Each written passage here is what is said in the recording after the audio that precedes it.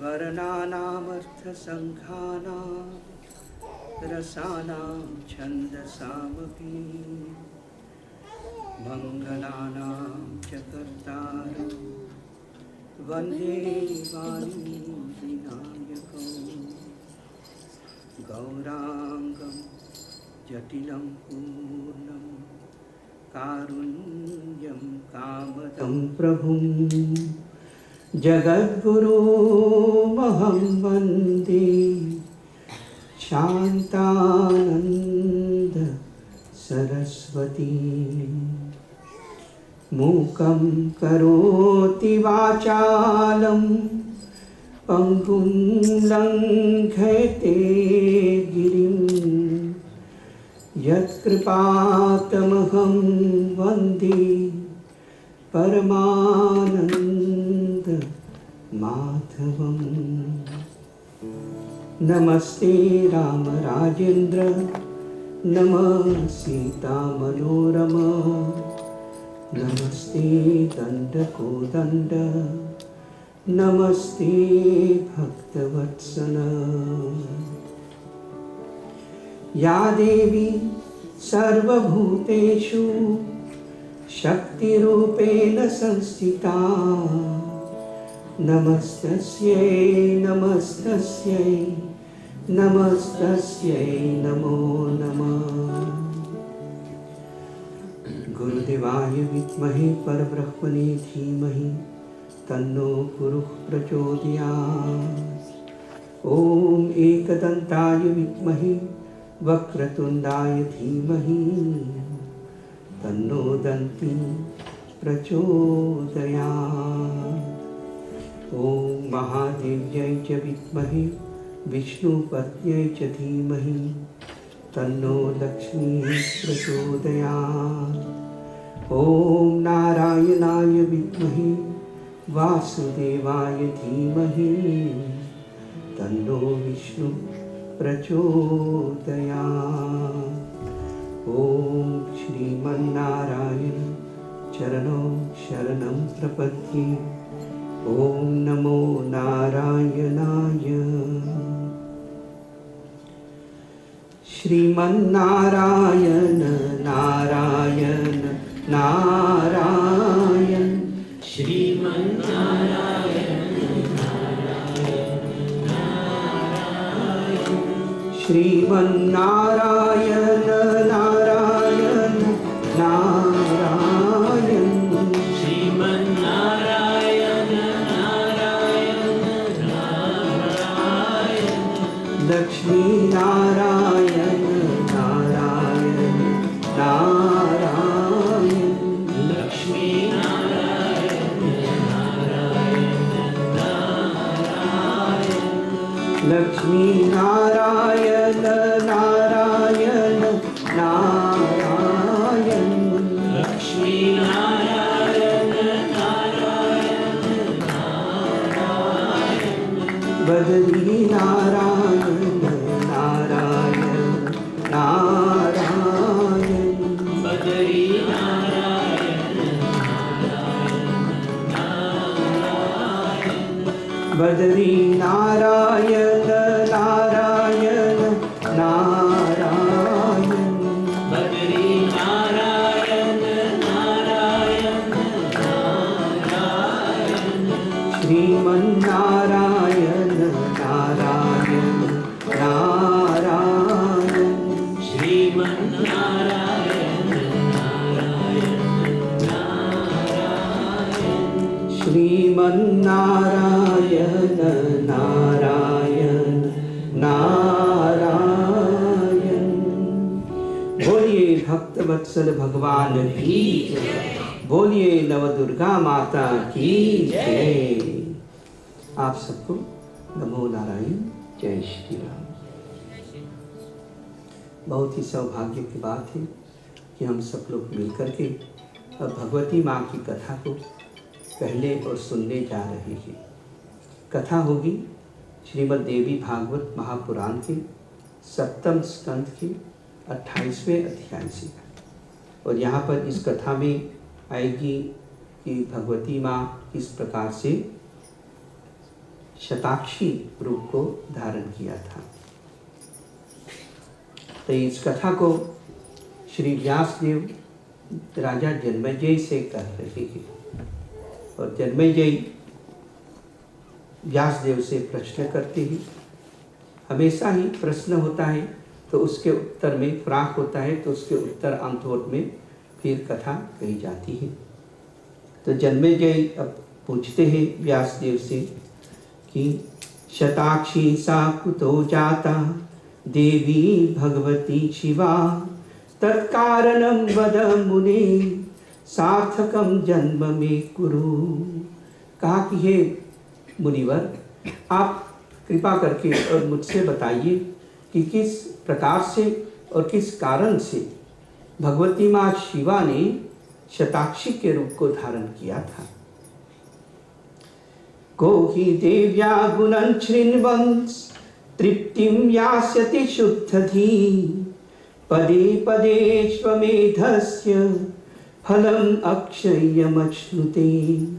स्वयं राजा जन्मेजय ने कहा कि कौन ऐसे बुद्धिमान प्राणी होगा, अन्वयस पसोन, जो भगवती माँ की कथा को सुन करके और अघाय जाए, तृप्त हो जाए और कहने लगे कि बस बस बहुत सुन लिया, बहुत सुन लिया। जो प्राणी ऐसे कहता है, राजा जन्मेजय कहते हैं, वह बुद्धिमान नहीं हो सकता। और आगे भी कहते हैं कि भगवती माँ की कथा को सुनने से, भगवती माँ के जो श्रीमद् देवी भागवत महापुराण है, उसके हर एक श्लोक के हर एक पद में भगवती माँ का वास है। और कहते हैं कि भगवती माँ की कथा के सुनने से, एक एक पद, एक एक वर्ड को सुनने से अश्वमेधस्य फलम अक्षयं अश्नुते। कहते हैं कि अश्वमेध यज्ञ के समान फल मिल जाता है प्राणी को, एक पद, एक वर्ड भी भगवती माँ की कथा को प्रेम और भक्ति के साथ सुनने से। अश्वमेध यज्ञ बहुत बड़ा यज्ञ होता है, राजा लोग उसके करते हैं, 1 वर्ष तक वो लगता है उसको करने में। और जो राजा लोग 100 बार अश्वमेध यज्ञ कर लेते हैं तो उनको इंद्र के पद, यानी देवताओं के राजा का पद प्राप्त हो जाता है। तो यहाँ पर कहते हैं कि भगवती माँ के एक एक पद, उनकी कथा के एक एक वर्ड को सुनने से अश्वमेध यज्ञ जैसा फल प्राप्त होता है। तो उनके प्रश्न करने पर तब अब व्यासदेव जन्मेजय से उस कथा को कहते हैं। व्यासदेव कहते हैं कि दुर्गमाख्यो महादैत्य पूर्वं परम दारुण हिरण्याक्षान्वये जातो रुरो पुत्रो महाखल। कहते हैं कि एक दुर्गम नाम का एक दैत्य हुआ है, महान दैत्य। वह महान भयंकर था, परम दारुण। और हिरण्याक्ष के वंश में यह उत्पन्न हुआ था और रुरु का पुत्र था। तो इस दैत्य ने अपने मन में विचार किया कि देवानां तु बलम वेदो, कि देवताओं का बल वेद ही है। वेद में यज्ञों का विस्तार है, और जब लोग यज्ञ करते हैं और आहुतियाँ देते हैं देवताओं के लिए, तो उससे देवता लोग पुष्ट होते हैं, उनको शक्ति मिलती है, बल मिलता है। और इस प्रकार से उसने विचार किया कि यदि वेद को ही ब्राह्मणों और देवताओं से छीन लिया जाए तो फिर यज्ञ नहीं हो पाएगा, और फिर जितने भी देवता हैं वे सब दुर्बल हो जाएंगे, स्वक हो जाएंगे, और बहुत ही आसानी से उसको जीता जा सकता है। तो इस प्रकार से विचार करके वह दैत्य जो दुर्गम नाम का है, वह हिमालय पर्वत में गया और वहाँ पर तप करने के लिए। ब्रह्माणं मनसाध्यात्मा वायु भक्षो व्यतिष्ठत। फिर हिमालय पर्वत में जा करके और कठोर तपस्या दैत्य करता है, कुछ न खाता है न कुछ पीता है, केवल वायु पी करके ही, मतलब आदम हाले के सहारे वो जा करके और तपस्या करता है। सहस्र वर्ष पर्यंतम चकार परमं तप। 1000 वर्ष तक इस दैत्य ने महान तपस्या की और ब्रह्मा जी पर ध्यान करता था। श्री ब्रह्मदेवाय नमः, श्री ब्रह्मदेवाय नमः, श्री ब्रह्मदेवाय नमः। लगातार 1000 वर्ष तक इसी प्रकार न कुछ खाता है न कुछ पीता है। तेजसा तस्य लोकास्तु संतप्ता सत्सुरासुरा।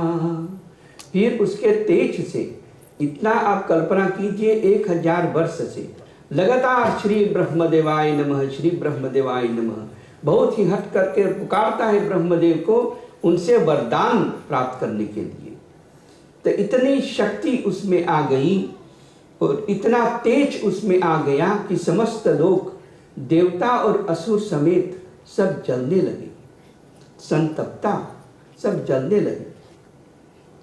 तो इसी कारण से भी है कि ब्रह्मा जी को आना पड़ता है और इस प्रकार के दैत्यों को उनको वरदान देना ही पड़ता है, क्योंकि वे विधाता हैं, प्राणी के कर्मों का फल देते हैं। तो इस प्रकार से हमेशा ही कथाओं में आप पाएंगे, सुनेंगे, पढ़ेंगे कि किसी दैत्य हुआ है, किसी असुर हुआ है या किसी भक्त हुआ है और बहुत ही वर्षों तक, कभी कभी हजारों वर्ष तक तप करता है। तो प्रश्न उठता है कि यह तप क्या है और तप की महिमा क्या है और तप किस प्रकार से किया जाता है और उसके विषय में और जानकारी प्राप्त करना जरूरत हो जाता है। आप देखिए पतंजलि योग सूत्र में जो महर्षि पतंजलि है, उन्होंने भक्ति योग के विषय में भी व्याख्यान की है, भक्ति योग के विषय में भी उपदेश दिया है और योग सूत्र में उन्होंने भक्ति योग को क्रिया योग नाम दिया है और उसमें भी कहा कि भक्ति योग का स्वरूप है तपः स्वाध्याय ईश्वर प्रणिधानानि क्रिया योग। कि क्रिया योग यानी भक्ति योग का अंग है तप, स्वाध्याय और ईश्वर प्रणिधान यानी ईश्वर के प्रति प्रेम और समर्पण भाव, और स्वाध्याय है मंत्र जप। पतंजलि महर्षि की भाषा में स्वाध्याय मंत्र जप है, क्योंकि उन्होंने कहा कि स्वाध्यायात इष्ट देवता संप्रयोगः। स्वाध्याय से यानी मंत्र जप से इष्ट देव की का दर्शन प्राप्त होता है। तो प्रश्न होता है कि तप क्या है। तप के विषय में भगवान श्री कृष्ण ने श्रीमद् भगवद गीता के 17वें अध्याय में बताया है कि तप 3 प्रकार से किया जाता है, देख से, वाणी से, ओदि से और मन से। तो देख से जो तप किया जाता है वह क्या है, इसको हमें अच्छी प्रकार से सुन लेना चाहिए और इसमें देखना चाहिए कि अच्छा कौन सा तप मैं अपने दैनिक जीवन में आसानी से मैं कर सकता हूँ। तब श्री कृष्ण भगवान ने अर्जुन से कहा कि देवद्विज गुरु प्राज्ञ पूजनम शौचमार्जवम ब्रह्मचर्य महिंसा च शारीरम तप उच्यते। इसमें 5 चीज बताए कि देवता, ब्राह्मण, गुरु और प्राज्ञ जो विद्वान भक्त हैं उनकी पूजा करना, यह एक देह के द्वारा किए जाने वाला तप है। तो इसमें देवता की पूजा करना, जो ब्राह्मण लोग करवाते हैं, यज्ञ कराते हैं, उपदेश देते हैं धर्म के विषय में, और जो अन्य जो गुरुजन है, जो माता पिता इत्यादि है, और जो प्राज्ञ है, प्राज्ञ है जो ज्ञानी भक्त होते हैं और जो भगवत प्राप्ति के लिए उपदेश देते हैं, सो उनकी पूजा करना, उनकी पूजा करना देह द्वारा संपन्न एक तप है, भगवान कहते हैं। और फिर कहते हैं शौच। शौच मतलब समय पर स्नान करना, साफ सुथरा रहना। शौच के विषय में महर्षि पतंजलि ने बताया उसका फल क्या है। शौचात स्वांग जुगुप्सा परैर असंसर्गः। कहते हैं कि जब हम साफ से रहते हैं, समय पे स्नान करते हैं, साफ सुथरा रहते हैं, तो स्वांग जुगुप्सा, फिर प्राणी को अपने ही अंगों के प्रति, अपनी ही देह के प्रति उसको यह ज्ञान हो जाता है कि यह देह कितनी मैली है। वो ज्ञान उसको हो जाता है और उसका फल है कि उस देह से वो मन को हटा लेता है, जो बहुत ही बड़ी बात है। तो स्वांग जुगुप्सा और परैर असंसर्ग, फिर पर जो है, जो इस दुनिया है उससे भी उसका मन हट करके और परमात्मा में लग जाता है। तो शौच की बड़ी महिमा है। तो स्नान करने से, साफ सुथरा रहने से भी, उससे भी शरीर द्वारा एक तप संपन्न हो जाता है। और भी कहा कि आर्जवम, इंफौदक से रहना, साधारण से बातचीत करना, साधारण से पहनना ओढ़ना, साधारण से प्राणियों से व्यवहार करना, घमंड से नहीं। तो ये इस प्रकार से करने से भी प्राणी एक, ये भगवद गीता का श्लोक है। भगवद गीता में तो बहुत ही मतलब के बात केवल बताई गई है। तो उस वो भी एक तप है। और फिर ब्रह्मचर्य, यानी अपने पति या पत्नी के सिवाय और दूसर किसी भी स्त्री पुरुष को बुरी दृष्टि से न देखना। और अहिंसा, यानी किसी अन्य प्राणी की हत्या न करना, न करवाना, और जब होवे तो उसका अनुमोदन न करना। उसके विषय में भी महर्षि पतंजलि ने भी कहा है कि जो करता है, जो करवाता है और जो उसको खुद करता है, कृत कारिता अनुमोदिता। तो किसी प्रकार से भी हिंसा में भाग न ले, न हिंसा करे, न हिंसा यानी अन्य प्राणी को मरवाना, उसको कहते हैं हिंसा। न हिंसा करे, न करवाना, और न उसको खुद करना, अप्रूव करना, वो नहीं करना चाहिए। तो ये 5 जो है इसको कहते हैं कि तप है जो देह के द्वारा की जाती है। और फिर अब कहते हैं कि वाणी का जो तप है, बोली का, उसका भी, वो भी तप है। क्या कहते हैं? अनुद्वेग करम वाक्यम सत्यम प्रियहितम चयत स्वाध्यायाभ्यसनम चैव वाङ्मयम तप उच्यते। इसमें 2 अंग बताए हैं। एक है कि हम किस प्रकार से लोगों से बात करें, उसमें कहते हैं उसमें 4 गुण होना चाहिए। जब चारों गुण उसमें हो तब वो वाणी एक तप हो जाता है, तपस्या हो जाती है। आज से उसको तप का फल भी मिलता है। तो वो क्या है कि अनुद्वेग करम वाक्यम, मतलब किसी प्राणी को हमारी बोली से उद्वेग यानी दुख न हो। फिर जो हम बोले, हम सत्य ही बोले, और सत्य भी बोले, प्रियवाणी मीठी वाणी में बोले, घुरुक कर न बोले, और जो हम बोले भी भलाई की बात बोले। तो इस प्रकार से जब चारों गुण जब साथ में रहेगा तब उस प्रकार से जब हम बोलेंगे तब वो वाणी का तप हो जाता है। तो हम विचार करें कि अपने दैनिक जीवन में हम लोग बहुत ही आसानी से यह वांग्मय तप, यह वाणी का तप हम कर सकते हैं। जब बोले तो किसी को दुख न दे, सच बोले लेकिन प्रियवाणी में बोले, और अन्य लोगों के हितकर बात बोले जिससे उनकी भलाई हो। तो ये तो हम सब बहुत ही आसानी से कर सकते हैं। और कहा दूसरा अंग है स्वाध्यायाभ्यसनम, स्वाध्याय करना। स्वाध्याय का अर्थ है रामायण जैसे ग्रंथों का, धार्मिक ग्रंथों का अध्ययन करना, पढ़ाई करना, पाठ करना।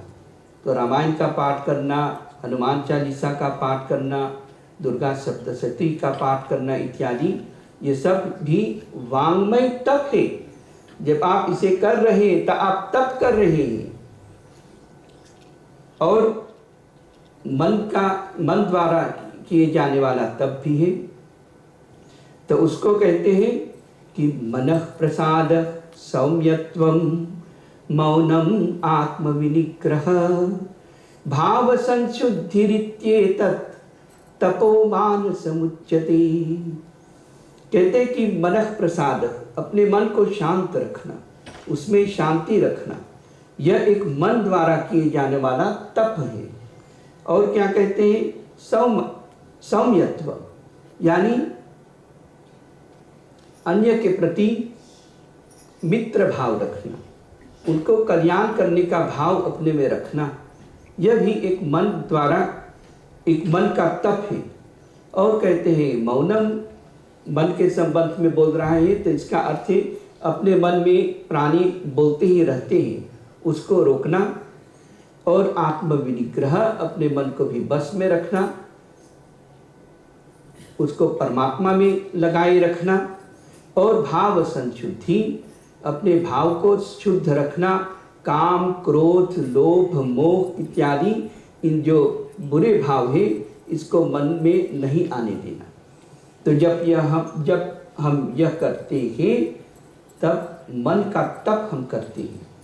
तो भगवान श्री कृष्ण ने 3 प्रकार के तप भगवद गीता में बताया है, जो हम देह से करते हैं, जो हम मन से वाणी से करते हैं, और जो हम मन से करते हैं। और आप इस पर विचार करेंगे तो ये तप है जो हम अपने दैनिक जीवन में हम कर सकते हैं।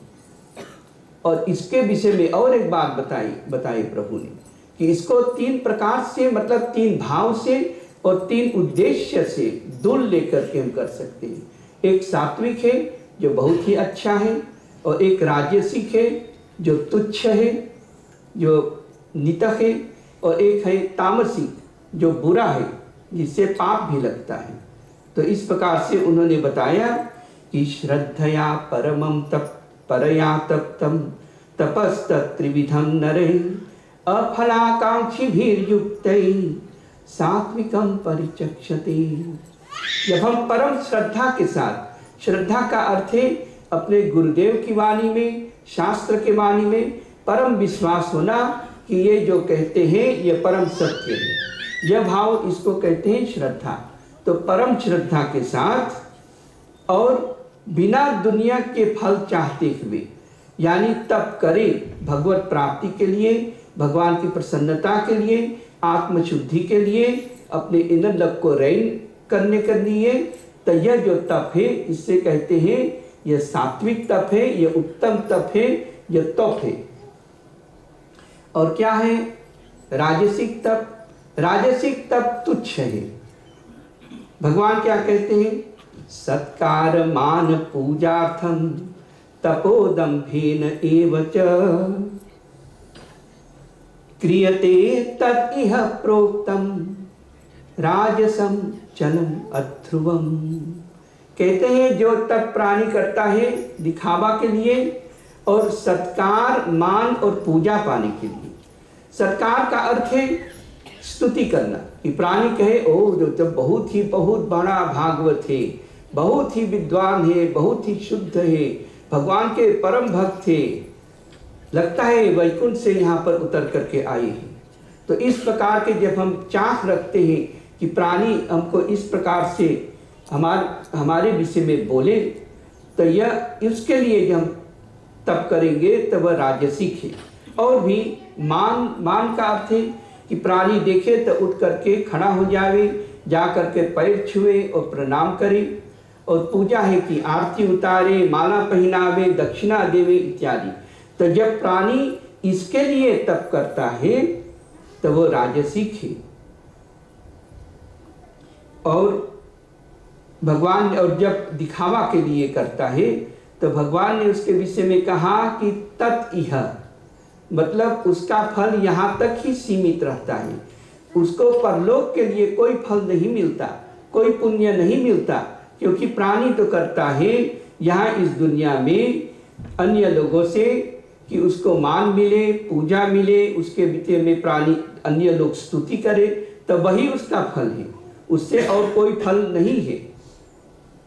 और भगवान ने कहा कि मूढ़ ग्राहेनात्मनो यत् पीडया क्रियते तपः परस्यो साधनार्थं वा तत्तामसम् उदाहृतम्। और जब प्राणी अत्यंत मूढ़ भाव से, मूर्खता से एकदम है वाला तप करता है, जैसे कि मान लीजिए इस कलयुग में जा करके दोनों हाथ को ऊपर करके और खड़ा रहे कि उसके दोनों हाथ इस तरफ हो जावे, कि इस प्रकार उससे तो न उसको कोई ज्ञान मिलने वाला है, न कोई भक्ति है उसमें। तो इस प्रकार से जब करता है प्राणी तो उससे कहते हैं कि ये तामस है, ये बुरा है। और परस्योत्सादनार्थम वा, अन्य लोगों का उत्सादन यानी उनका नाश करने के लिए, उनकी हानि करने के लिए जब प्राणी करता है तब यह तामस है। तो इस प्रकार से भगवान ने श्रीमद् भगवद गीता में बताया है तप के विषय में। तो इन कथाओं में जब आप देखेंगे तो यह जो तपस्या अब यहाँ पर जो कर रहा है, ये दुर्गम नाम का जो दैत्य, ये तो परम तामसिक है, पूरा तामसिक है, क्योंकि देवताओं को कष्ट देने के लिए, नष्ट करने के लिए, धर्म का नाश करने के लिए इस प्रकार से वो करता है। तो ततः प्रसन्नो भगवान हंसारूढ़श्चतुर्मुख जयौ तस्मै वरम दातुम प्रसन्न मुख पंकजः। फिर उसकी तपस्या से 1000 बाद फिर ब्रह्मा जी प्रसन्न होकर के और अपने हंस पर यानी स्वान पर बैठ करके और वहाँ उस असुर के पास गया और ब्रह्मा जी कहते हैं कि भद्रम ते, तेरा कल्याण हो, और वरम वरय, तू वरदान मांग, जो वरदान तू चाहता है हे दैत्यराज, तू उस वरदान को मुझसे मांग ले। तो फिर इस दैत्य ने आंखें खोली और ब्रह्मा जी को देख करके उनकी पूजा की और उनसे 3 वरदान मांगा, एक नहीं 3 वरदान मांगे। पहला वरदान है कि वेदान देहि सुरेश्वर, कि हे सुरेश्वर, हे सब देवताओं के ईश्वर, आप मुझे समस्त जो वेद है आप मुझे दे दीजिए, पहला। दूसरा वरदान मांगा कि जो ब्राह्मणों और देवताओं के पास जितने भी मंत्र है वो सब वे भूल जावे और सब मंत्र मेरे पास आ जावे और मेरे अधिकार में, बहिर्सिंह में आ जावे। और तीसरा वरदान मांगा कि बलम च देहि येन स्यात् देवानां च पराजयः, और हे ब्रह्मदेव, आप मुझे वह बल, वह शक्ति, वह ताकत आप मुझे दीजिए कि जिससे मैं समस्त देवताओं को हरा सकूं। फिर ब्रह्मा जी ने तथास्तु कहकर और वहाँ से अपने लोक में ब्रह्मलोक चले गए। तो यहाँ पर ततः प्रभृति विप्रस्तु विस्मृता वेदराशयः, फिर जितने भी ब्राह्मण लोग थे वे समस्त वेद को जो वे जानते थे सब भूल गए, सब मंत्र को भी भूल गए। अब कोई धर्म अब नहीं होता है। वे संध्या यानी गायत्री जाप इत्यादि नहीं करते, यज्ञ नहीं करते, जप नहीं करते, यहाँ तक कि स्नान करना यह भी करना चाहिए यह भी सब भूल गए। अब कोई धर्म नहीं होता है, श्राद्ध भी नहीं होता है पितरों के लिए। तो सब इस प्रकार से हो गया। तो किम इदम चेति विप्रा ऊंचु परस्परम, फिर ब्राह्मण लोग आपस में बोलने लगे कि किम इदम, यह क्या हो गया, यह क्या हो गया। तो इस प्रकार से वहाँ पर जो देवता लोग थे कहते हैं कि निर्जरा सजरा जाता, जो निर्जर है, देवता लोग कभी बूढ़े नहीं होते, वे भी अब बूढ़े होने लगे, क्योंकि उनको शक्ति नहीं मिल रही है, कोई बल नहीं मिल रहा है, कारण कि कोई यज्ञ नहीं होता है। तो इस प्रकार से और फिर जा करके वह असुर, वह दैत्य जो दुर्गम है, वो जा गया इंद्रलोक, और इंद्रलोक में जो यहाँ पर इंद्र का जो उनकी राजधानी है, कोनिकलकस्ता थे, उसको नाम है अमरावती, वहाँ पर जा करके और घेर लिया।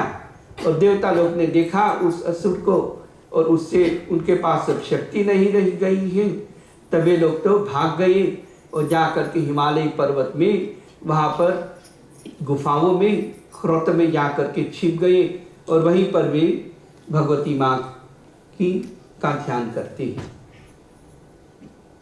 तो अब क्या होता है कि यहाँ पर अब यज्ञ जब नहीं होता है तो अब वृष्टि यानी वर्षा भी नहीं होती है।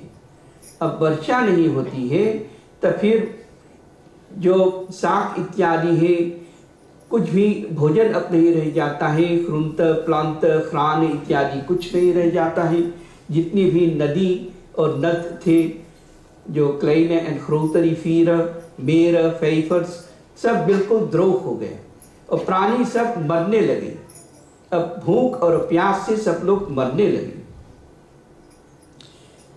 और अनावृष्टि यमराजन अभूत शतवार्षिकी, 100 वर्ष तक ऐसे एक बूंद वर्षा नहीं हुई। तो वहां पर अब सब लोग मरने लगे। मृता प्रजाश्च बहुधा, बहुत से लोग अब मरने लगे। और गो महिष्यादयस्तथा, और जो गाय जो है भैंस जो है इत्यादि जो पशु भी है, मनुष्य पशु सब मरने लगे अब भूख और प्यास से। गृहे गृहे मनुष्यानाम अभवत् शव संग्रह, घर घर शव यानी लैकर के ढेर लग गई। वहाँ हुप लैकर सबके घर के आगे यहाँ यानी जो लोग उसमें रहते थे सब मरने लगे और हुप लैक उफराओ। तो इस प्रकार से जब हुआ महान अनर्थ हो गया तो फिर ब्राह्मण लोग जाते हैं और हिमालय में और वहाँ पर भगवती माँ की स्तुति करती है, प्रार्थना करती है कि दयां कुरु महेशानी पामरेषु जनेषु हि सर्वापराध युक्तेषु नैतच्छलाघ्यं तवाम्बिके। कि हे महेशानी दयां कुरु, आप हम लोगों पर दया कीजिए, आप कृपा कीजिए। हम असहाय लोगों पर, आपके भक्तों पर आप कृपा कीजिए। यद्यपि हम पाप युक्त हैं फिर भी आप जगत जननी हैं, आपको ये शोभा नहीं देती कि आप हमारी अवहेलना करें, आप हमें नफेर करें और हमारी सहायता अब ना करें। इस प्रकार से बहुत प्रार्थना की। और फिर आगे भी प्रार्थना करते हैं कि प्रसीद त्वं महेशानी प्रसीद जगदम्बिके। प्रसीद महेशानी, हे महेशानी आप प्रसन्न हो जाइए, आप प्रसन्न हो जाइए। हे जगदम्बिके आप प्रसन्न हो जाइए। तो इस प्रकार से जब ये लोग भगवती माँ की स्तुति की, बहुत प्रार्थना की, तो इति संप्रार्थिता देवी भुवनेशी महेश्वरी अनंताक्षी मयम रूपम दर्शयामास पार्वती। तो इति संप्रार्थिता, इस प्रकार से प्रार्थना करने पर उन लोगों द्वारा फिर वहां पर भगवती माँ पार्वती अनंताक्षीमयम रूपम दर्शयामास, ऐसा रूप दिखाया कि जिसमें अनंत अक्षी है यानी आंखें हैं, अनंत नेत्र है और अनंत फील ओख है। अभी कथा में मालूम पड़ेगा क्यों अनंत आंखों से भगवती माँ प्रकट हुई। तो इस रूप में और सर्व सौंदर्य सारम, अत्यंत ही सुंदर रूप में भगवती माँ प्रकट होती है। और इस प्रकार से प्रकट होकर के और फिर मोचयामास लोकेषु बारी धारा सहस्रच नवरात्र महावृष्टि अभू नेत्रोद्भवे जलैहि। फिर भगवती माँ अब अपने सहस्र आँखों से, हजारों आँखों से वह जल की धारा में बहाने लगी। सर्वत्र ही जल की धारा भगवती माँ आँखों से बहाने लगी। और वहाँ पर जितना भी नदी और नद है, क्लाइन ख्रोत रिफीर है, मेर है, फैफर से ओसियान है, सब जल से भर गए, सब जल से बिल्कुल भर गए और सब लोग खुश हो गए। और भगवती माँ भी प्रकट होती है, अपने हाथ में सब प्रकार के शाक यानी कृंत लेकर के, फल लेकर के, सब प्रकार के खाने के वस्तुओं लेकर के, जो बोर्तल है, आर्दापल्स इत्यादि, जो कनौले इत्यादि है, सब लेकर के माता अपनी हाथ में प्रकट होती है और अनंत आँखों से उन तलवार ऊख से वे केवल पानी ही बरसा रही है।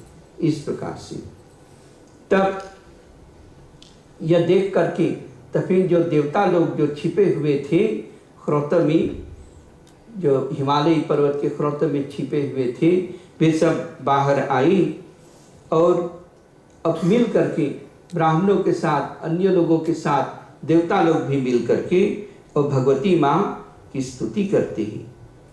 अस्मच्छान्त्यर्थमतुलं लोचनानां सहस्रकं त्वया यतो धृतं देवी शताक्षी त्वं ततो भव। अब वे लोग करते हैं कि हे माते, आप हमारी शांति के लिए, आप हमारे कल्याण के लिए आपने ये बहुत से आँखों वाले आप रूप, अनंत आँखों वाले आप रूप को धारण की है। हे मातः, क्योंकि आपने ऐसे किया है तो आज से हे माते आपका नाम होगा शताक्षी। बोलिए शताक्षी माता की जय। वैसे तो शत का अर्थ है 100 और अक्षी है आँख, तो 100 आँखों वाली, लेकिन शत का अर्थ, 100 का अर्थ भी होता है बहुत। तो इस अर्थ में उन लोगों ने भगवती को यह नाम दिया शताक्षी। अब सभी प्रार्थना करते हैं कि कृपां कुरु महेशानी वेदान अप्याहरांबिके। हे अंबिके, हे जगत जननी, आप हम लोगों पर कृपा कीजिए और आप हम लोगों को वेद फिर से प्रदान कीजिए। अब उन लोगों ने देख लिया वेद की महिमा। देखिए ये जो दुर्गम इत्यादि जो दैत्य है, अभी उसकी गति आप भी सुनेंगे। ये लोग सब भगवान के ही कंपनी के हैं, भगवान ही इनको भेजते हैं। यहाँ पर इस प्रकार की स्थिति थी कि लोग अब वेद की अब आदर नहीं करते थे, धर्म का पालन नहीं करते थे, तो भगवती माँ पठा देते हैं ऐसे एक असुर को, इस दैत्य को, और जा करके वेद का अपहरण कर लिया। अब वे लोगों ने देख लिया कि जब हम वेद को, जब हम उसको हम अभ्यास नहीं करते हैं, स्वाध्याय नहीं करते हैं, यज्ञ नहीं करते, तब क्या होता है, कैसी दुर्गति होती है। तो इस प्रकार से तो फिर वहाँ पर भगवती माँ जा करके जो प्रकट हुई थी, फल शाक इत्यादि लेकर के, ख्रुंत फ्रैत इत्यादि, वो सब उन लोगों को दिया और तब से उनका नाम भी शाक दिया था। तो नाम पड़ा शाकंभरी देवी। बोलिए शाकंभरी माता की जय। तो इस प्रकार से ततः कोलाहले जाति दूतवाक्येन बोधितः। फिर वहाँ पर सब लोग बहुत ही खुशी के मारे उत्सव मना रहे हैं, बहुत कोलाहल हुआ। और फिर अपने दूत से वह दुर्गम दैत्य जो है उसने सुना कि क्या हुआ। फिर एक बहुत बड़ी सेना लेकर के आता है। कितनी बड़ी है सेना? सहस्राक्षौहिणी युक्त, 1000 अक्षौहिणी सेना लेकर के। तो एक अक्षौहिणी है, एक लेखर इन है, और उसमें 218,000 सैनिक होते हैं। 2,18,000 सैनिक एक अक्षौहिणी सेना में होते हैं। तो वह 1000 अक्षौहिणी लेकर के आया, यानी 218 मिलियन, इतनी बड़ी सेना लेकर के आया। आप देखिए जो महाभारत युद्ध हुआ था उसमें 18 अक्षौहिणी, 18 अक्षौहिणी सेना थी, तो वो लगभग 4 मिलियन। और ये दैत्य जो है दुर्गम, जो 1000 अक्षौहिणी सेना लेकर के आया और फिर जा करके और बाण छोड़ने लगा। फिर भगवत तब सब त्राही त्राही बचाने लगे कि हे भगवती माँ आप रक्षा कीजिए इस दुर्गम दैत्य से। और फिर भगवती माँ ने वहाँ पर अपनी शक्ति से एक घेरा बना दिया। उन ब्राह्मणों और देवताओं के भी घेर करके अपनी शक्ति से एक सुरक्षा चक्र बना दिया और स्वयं भगवती माँ वहाँ से बाहर निकल आई अब इस दैत्य के साथ युद्ध करने के लिए। तब ततो देवी शरीरातु निर्गतास्तीव्र शक्तयः। फिर देवी माँ के शरीर से बहुत सी शक्तियां अब प्रकट होने लगी। पहले तो 16 शक्तियां प्रकट हुई। मैं उनको नाम श्लोक में कहता हूँ, आप सुनते जाइए, मैं दिखाऊंगा। तो कालिका, तारिणी, बाला, त्रिपुरा, भैरवी, रमा, बगला चैव मातंगी तथा त्रिपुर सुंदरी, कामाक्षी, तुलजा देवी जम्भिनी मोहिनी तथा छिन्नमस्ता गुह्यकानी दश सहस्र बाहुका। 16 शक्तियां। उसके बाद में 32 शक्तियां प्रकट हुई। उसके बाद में 64 यानी पहले 16 फिर 6 अनंत शक्तियां प्रकट हुई और वहां पर भयंकर युद्ध हुआ उन शक्तियों का दैत्य सेना से और दुर्गम दैत्य से। तो शक्ति भी दैत्य सैन्य तु नाशिते क्षौहिणी शते। तो लड़ाई होते होते उन शक्तियों ने दुर्गम दैत्य के 100 अक्षौणी यानी 1 तिंदो उसके लेकर का विनाश कर दिए। और 10 दिन होते तक 10 दिन होने पर समस्त सेना को नाश कर दिया उन शक्तियों ने। ततः एकादशे प्राप्ते दिने परम दारुणे रक्तमाल्याम्बरधरो रक्तगंधानुलेपन। फिर समस्त सेना इस दुर्गम दैत्य जो है शक्तियों द्वारा सब नाश हो गई। अब कुछ सेना नहीं बची है। फिर भी यह दुर्गम दैत्य जो है ये देखिए ये जा करके 11वें दिन में और रक्तमाल्याम्बर धरो रक्त लाल रंग की माला को धारण किया है, लाल रंग के वस्त्र को पहना हुआ है और लाल रंग का चंदन लगा करके और बहुत ही उत्साह के साथ समस्त सेना मारी गई है। 318 मिलियन सौदात सैनिक मारे गए। फिर भी ये दुर्गम को देखिए अत्यंत ही उत्साह के साथ अकेले अब आकर के युद्ध करता है और सब शक्तियों को जीत लिया ये जो दुर्गम है जो। और फिर ततो भवन महत्युद्धम देव्या दैत्यस्य चो भयो हो। फिर इन दोनों दैत्य और भगवती माँ के साथ अब युद्ध होने लगा। प्रहरद्वय पर्यंतम हृदय त्रासकारकम। 2 प्रहर तक यानी 6 घंटे तक वहां पर अब दुर्गम और भगवती माँ से अब युद्ध होता रहा। ततः पंचदशाप्युग्र बाणा देवी मुमोचः। फिर भगवती माँ ने उसके ऊपर 15 बाण छोड़ा।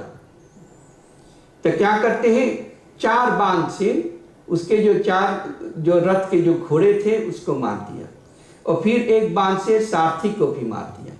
फिर भगवती माँ ने 2 बाण से उसके दोनों आंखों को नष्ट कर दी और 2 बाण से दोनों भुजाओं को काट कर गिरा दिया और 1 बाण से जो ध्वजा था जो फांदल उसको गिरा दिया और फिर भगवती माँ ने 5 बाण मारकर उसको हृदय को बिल्कुल बिंध दिया, एकदम दोरबोर कर दिया। तो इस प्रकार से ततो वमन स रुधिरम ममार पुरईशितुः। फिर खून का वमन करते हुए खून ओवरखेव करते हुए वह भगवती माँ के सामने ही वो मर गया। और अब सुनिए उसकी गति के विषय में। फिर आपको भी ऐसा होगा कि हाँ ये तो भगवती माँ की कंपनी की हुआ होगा। तस्य तेजस्तु निर्गत्य देवी रूपे विवेशः। फिर उसके शरीर से तेज निकलकर उसका जो आत्मा है और वो निकल करके और जा करके भगवती के रूप में समा गया।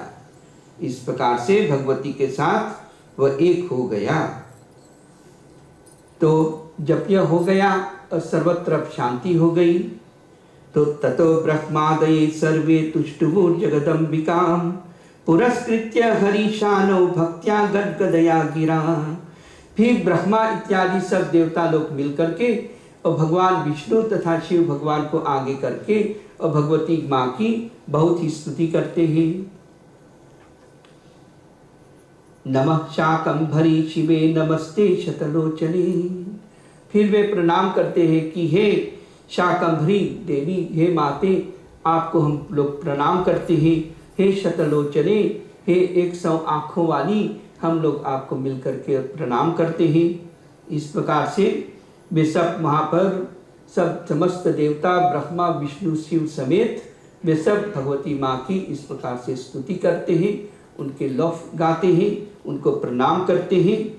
तो इति स्तुता सुरैर्देवी ब्रह्म विष्णुमादिभिर्वरैः पूजिता विविधैर्द्रव्यैः संतुष्टा भूत्य तत्क्षणे। फिर भगवती माँ देवताओं द्वारा, ब्रह्मा विष्णु शिव द्वारा इस प्रकार से स्तुति की जाने पर और पूजित हो जाने पर भी भगवती माँ वहाँ पर संतुष्ट हो गई, प्रसन्न हो गई माता। प्रसन्ना सा तदा देवी वेदान आहृत्य सादरौ। प्रसन्न होकर के फिर माता उन ब्राह्मणों को फिर से वेद, ब्राह्मणों और देवताओं को समस्त वेद फिर प्रदान कर दिया। और फिर भगवती माता ने उन लोगों से कहा कि देखो अब बहुत ही संभाल करके रखना। आप लोगों ने देख लिया कि कौन सी दुर्गति होती है जब आप लोग वेद की अवहेलना करते हैं, जब वेद का अध्ययन नहीं करते हैं, जब यज्ञों को नहीं करते हैं। तो अब आप लोग अब स्वयं ही देख लिया कि क्या होता है। भगवती माँ कहते हैं कि यया विना नर्थ एष जातो दृष्टो धुनैव ही। आप लोगों ने स्वयं ही देखा है, दृष्ट किया है, देखा है कि कौन सा अनर्थ हो जाता है जब आप लोग वेदों का पालन नहीं करते हैं, आदर नहीं करते हैं, अभ्यास नहीं करते हैं। और फिर भगवती माँ कहते हैं कि दुर्गमासुर हंत्रित्वात् दुर्गेति मम नामयः। भगवती माँ स्वयं कहती है कि मैंने दुर्गम दैत्य को मारा है, इसलिए आज से मेरा एक नाम दुर्गा होगा। बोलिए दुर्गा माता की जय। और भगवती माँ कहती है कि गृह्णाति च शताक्षीति मायां भित्वा व्रजत्यसौ। जो प्राणी भक्ति के साथ मेरा ये दुर्गा नाम और शताक्षी नाम, इन दोनों नामों को भक्ति के साथ जो उच्चारण करेगा, जो इसको बोलेगा भक्ति के साथ, मायां भित्वा, माया से ऊपर उठ करके, और व्रजत्यसौ, वो मेरे लोक को प्राप्त हो जाएगा। तो इस प्रकार से भगवती माँ ने कहा। और फिर इत्युक्तांतर्हिता देवी देवानां चैव पश्यताम्। देवानां पश्यताम्, देवताओं को देखते देखते, इत्युक्त्वा, इस प्रकार से कह करके, अंतर्हिता देवी, फिर भगवती माँ वहीं पर अंतर्धान हो गई, द्वैन हो गई, अलोक हो गई। तो इस प्रकार से अब व्यासदेव बोलते हैं राजा जनमेजय से कि एतत्ते सर्वमाख्यातम रहस्यम परमम महत्। कि इस प्रकार से हे राजन, आपने मुझसे पूछा था कि किस प्रकार से भगवती माँ ने शताक्षी का रूप धारण किया है और किस कारण से किया था, तो वह सब कथा मैंने आपको अब सुना दी। तो अब यहाँ पर अंतिम श्लोक में इस अध्याय के अब यहाँ पर इसकी फलश्रुति बताते हैं, यानी इस कथा को सुनने से प्राणी को कौन सा क्या फल प्राप्त होता है उसको बताते हैं। यह इमं श्रीनुयान् नित्यम अध्यायम भक्ति तत्पर।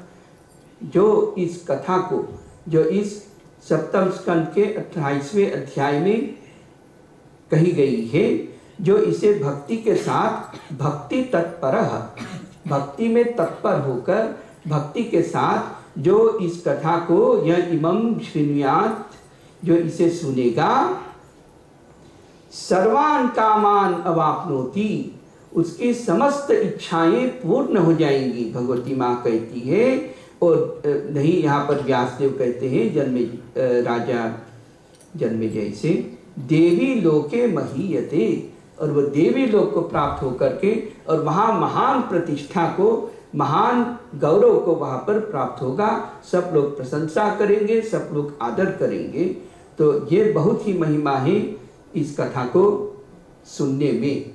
इस कथा को हम लोगों ने भक्ति भाव के साथ, आप लोगों ने बहुत ही शांत भाव से कथा को श्रवण किया है। भगवती माँ से प्रार्थना है कि आप लोगों पर, हम सब पर भगवती माँ कृपा करें। अब भगवान के पवित्र नाम को लेने, श्री राम जय जय राम। जहाँ पर श्री है वो तो भगवती पराम्बा, पराशक्ति के है। भगवती माँ सीता पराम्बा है, पराशक्ति है। तो भगवान के पवित्र नाम का हम मिल करके उच्चारण कर ले। श्री राम जय जय राम। श्री राम जय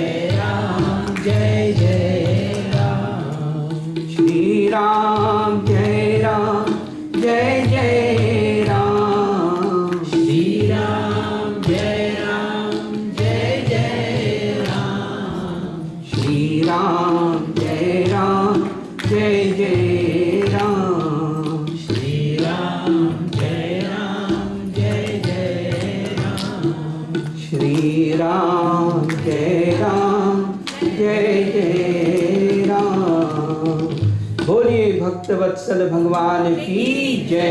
बोलिए नव दुर्गा माता की जय। आप सबने जो शांत भाव से कथा को श्रवण किया उसके लिए बहुत बहुत धन्यवाद। नमो नारायण। जय श्री राम।